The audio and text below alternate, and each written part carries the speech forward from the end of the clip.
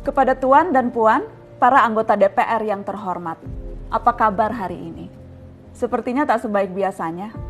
Sama, di sini pun begitu. Kita semua memang sedang diuji. Hidup memang tak selalu baik, kan? Seperti kami-kami ini, Tuan dan Puan juga mungkin lebih banyak bekerja di rumah. Kalau lihat siaran sidang atau rapat terbuka di gedung DPR sekarang sih kelihatannya banyak kursi yang kosong. Tapi biasanya juga kosong kan ya? Tuan dan Puan anggota DPR yang terhormat. Saya perhatikan parlemen-parlemen negara lain fokus melawan corona. Tapi rasa-rasanya isu-isu yang keluar dari Senayan belakangan kok kebanyakan tidak terkait corona ya? Kami malah membaca DPR bersemangat membahas isu-isu lain. Contohnya, rancangan Undang-Undang Cipta Kerja yang banyak ditolak karena dinilai mementingkan kepentingan investor di atas kebutuhan pekerja. Presiden Jokowi pekan lalu sempat menyatakan pemerintah dan DPR menunda pembahasan salah satu klaster di rancangan undang-undang itu, klaster ketenagakerjaan. Ini untuk memberi kesempatan mendalami substansi dan mendapat masukan dari banyak pihak. Berpegang pada alasan itu, maka sudah seharusnya klaster lain dalam RUU Cipta Kerja pun perlu ditinjau ulang. Karena yang lain juga bukan tanpa masalah, terutama dari perspektif lingkungan dan keadilan gender. Tidak cukup hanya menunda pembahasan satu klaster saja. Ada juga RUU lain yang masih nekat mau dibahas. Ada RUU KUHP yang tahun lalu diserbu unjuk rasa. Lalu RUU pemasyarakatan. Ada koruptor yang sudah ngebet pengen bebas kah? Apa kabar Pak Yasona? Terus terang saja, membahas undang-undang yang menyangkut hajat hidup orang banyak di masa seperti sekarang ini terlalu mengundang curiga. Gara-gara pandemi yang pada jatuh cinta saja berani menunda nikah loh. Ini kok DPR buru-buru banget kayak lagi kejar setoran?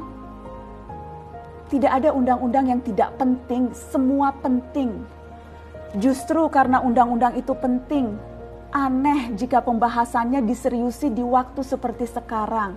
Saat dimana perhatian dan konsentrasi kita sedang terkuras bertahan hidup di tengah wabah. Produk hukumnya pun berpotensi cacat bila tidak memenuhi ketentuan dan rasanya belum ada aturan pembahasan RUU secara virtual. Jika ngotot menuntaskan Omnibus Law atau RUU KUHP atau RUU pemasyarakatan, jangan salahkan jika ada yang menilai DPR tidak menjadikan perang melawan corona sebagai prioritas. Saya percaya setiap tindakan dan keputusan di masa krisis mencerminkan skala prioritas. Atau memang inikah prioritas wakil-wakil rakyat kami saat ini? Bikin ribut juga jelas tak seharusnya jadi prioritas. Satgas COVID-19 DPR kemarin dikabarkan mengimpor jamu ilegal dari Tiongkok secara besar-besaran untuk pasien positif virus corona. Satgas kemudian membantah itu, katanya ini diproduksi di Jakarta dan merupakan sumbangan Wakil Ketua DPR RI Sufmi Dasko yang akan dibagikan gratis ke berbagai rumah sakit. Kemudian dikabarkan juga jamunya mengandung bahan berbahaya dan belum terbukti klinis. Satgas lagi-lagi membantah, katanya sedang proses mendapatkan izin edar di Badan Pengawasan Obat dan Makanan. Sedang itu berarti belum kan ya? Tuan dan Puan yang terhormat, niat baik pun perlu proses yang baik. Proses yang semrawut hanya akan disusul polemik. Sementara sekarang kita sedang banyak-banyaknya menaruh harapan kepada negara. Tindak tanduk DPR salah benarnya akan selalu dilihat. Makanya sempat ramai juga warganet mengkritik Satgas COVID-19 DPR RI yang berfoto mengenakan APD saat hendak berkunjung ke rumah sakit darurat Wisma Atlet menyerahkan sumbangan DPR. Ini dinilai melukai hati masyarakat. Tenaga medis kita saja bertaruh nyawa benar karena kekurangan APD. Tidak ada yang meragukan jumlah sumbangan DPR. Kami yakin pasti banyak, namanya juga DPR, beli ribuan rapid test saja mampu, ngeborong jamu apalagi. Tapi ini soal rasa dan empati.